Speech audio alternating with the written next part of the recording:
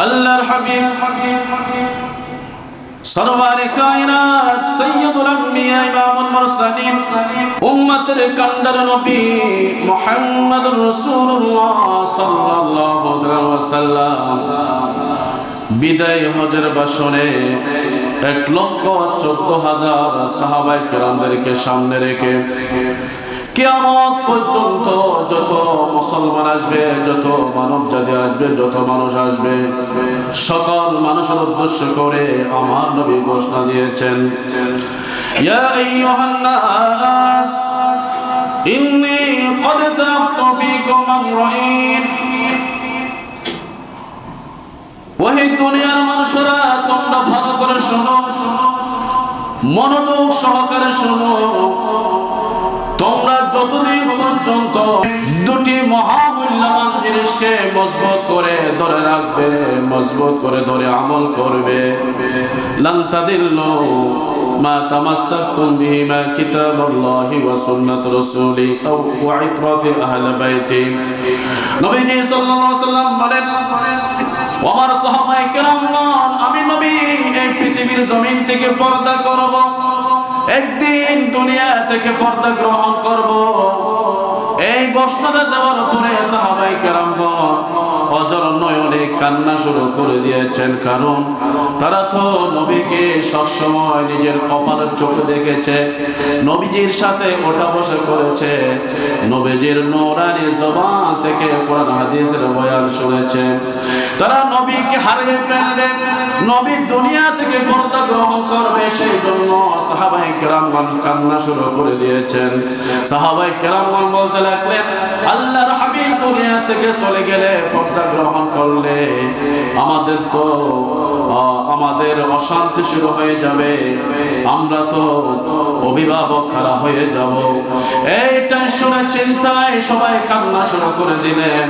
আমার নবী সাহাবায়ে কেরামদেরকে সান্ত্বনা দেওয়ার জন্য বলেছেন, ও আমার সাহাবায়ে কেরামগণ, তোমরা শোনো, আমি নবী তোমাদের মাঝে দুটি নিয়ামত, দুটি গুরুত্বপূর্ণ বিষয়কে রেখে যাচ্ছি। যতদিন পর্যন্ত তোমরা এই দুটি মজবুতকে, এই দুটি জিনিসকে মজবুত করে ধরে আমল করবে, এই দুটি জিনিস অনুযায়ী তোমরা আমল করবে, ততদিন পর্যন্ত দুনিয়ার কোন অপশক্তি, কোন কাফের বেঈমান মুশরিক তোমাদেরকে পথভ্রষ্ট করতে পারবে না।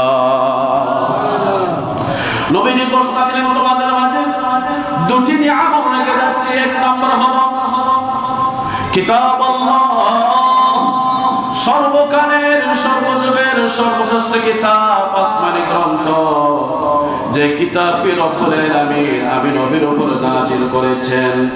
আল্লাহ রব্বুল আলামিন আমি নবীকে সর্বশ্রেষ্ঠ নবী বানায়া, সমস্ত নবীদের নবী বানায়া, আসমান জমিনের নবী বানায়া, সকল সৃষ্টির জন্য নবী বানায়া আমি নবীকে পৃথিবীর জমিনে পাঠিয়েছেন। শুধু তাই না, যত আসমানি গ্রন্থ আছে, সকল আসমানি গ্রন্থ থেকে সর্বশ্রেষ্ঠ কিতাব, আসমানি কিতাব কোরআন কারীমকে রব্বুল আলামিন আমি নবীকে দান করেছেন। এই কোরআনকে তোমরা পড়বে, এই কোরআনকে তোমরা মানবে, এই কোরআনকে তোমরা বিশ্বাস করবে, কারণ লিকুল্লি শাই, এই কিতাব এমন একটি কিতাব, এই কিতাবের ভিতরে রব্বুল আলামিন সকল কিছুর বর্ণনা করেছেন, সকল কিছুর বর্ণনাকে আল্লাহ তাআলা স্পষ্ট করে ঘোষণা দিয়েছেন। আল্লাহ তাআলা এমন কোন বিষয় বাকি রাখেন নাই যে বিষয় সম্পর্কে কোরআন পাকে বলা হয় নাই। সেই জন্য কোরআন হচ্ছে সকল সমস্যার সমাধানদাতা, কোরআন হচ্ছে সকল সমস্যার সমাধানদাতা, সকল সমস্যার সমাধান দিতে পারে আল কোরআন। সেই জন্য নবী বলেছেন, তোমাদের মাঝে কোরআনকে রেখে যাচ্ছে, যতদিন পর্যন্ত তোমরা কোরআন পড়বে, কোরআন মতো আমল করবে, ততদিন পর্যন্ত তোমাদেরকে কেউ গোমরাহ করতে পারবে না। সুবহানাল্লাহ। দ্বিতীয় নম্বর নিয়ামত কিতাবুল্লাহ ওয়া সুন্নাত রাসূলি, আমি নবীর সুন্নাহকে, হাদিসকে রেখে যাচ্ছি। যতদিন পর্যন্ত তোমরা আমি নবীর সুন্নাহ আদর্শকে অনুসরণ করবে, অনুকরণ করবে, আমি নবীর আদর্শকে আনুগত্য করবে, ততদিন পর্যন্ত কোন মানুষ মানুষ তোমাদেরকে গোমরাহ করতে পারবে না। যতদিন পর্যন্ত তোমরা কোরআন পড়বে, হাদিস পড়বে, কোরআন মতো হাদিস মতো তোমরা আমল করবে, ততদিন পর্যন্ত তোমরা হেদায়েতের উপর দায়েম থাকতে পারবে। আহলে বাইত, অন্য রাওয়ায়াত আছে আহলে বাইত রাসূলদের কথা বলেছেন, আওলাদ রাসূলদের কথা বলেছেন। কারণ নবী হচ্ছে প্র্যাকটিক্যাল কোরআন, আহলে বাইত হচ্ছে প্র্যাকটিক্যাল কোরআন।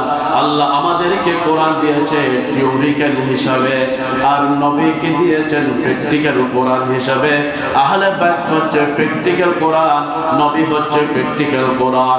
যতদিন পর্যন্ত আমরা নবীর সুন্নাহ আদর্শকে মানব, আওলাদ রাসূল আহলে বাইতের রাসূলদের আদর্শকে মানব, ততদিন পর্যন্ত আমরা সঠিক পথের উপর দায়েম থাকতে পারবো। সুবহানাল্লাহ।